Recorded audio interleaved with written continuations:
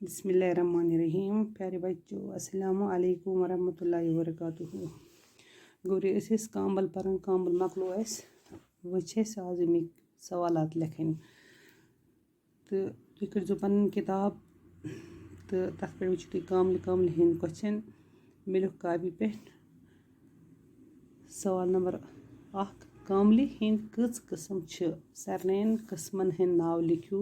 जवाब, कामल हंद 5 किस्म यमन हंद नाव हेपेटाइटिस ए। गौरी वो तुम इंग्लिश पे लिखित hepatitis B, hepatitis C, hepatitis D, hepatitis E. यह गो गोडनिकस सवालस जवाब। दुयम, कामली बीमार हंज अलामत कम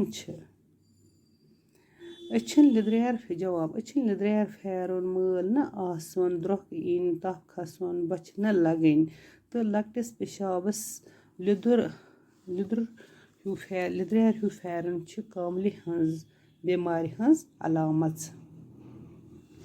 पत गौरियो यम चान 3 सवाल लिखो तुम पाने बह वनो तुम जवाब। कामबल नासाफ त्रेश चन सत फैलान। कामबल नासाफ त्रेश चन सत फैलान।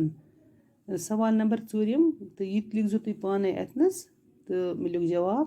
कामल निश बचन खतर पज पनुन पान घर तो पनुन ओंद पोक साफ थाउन तो त्रेश पज हमेश ग्रकनवित चेन।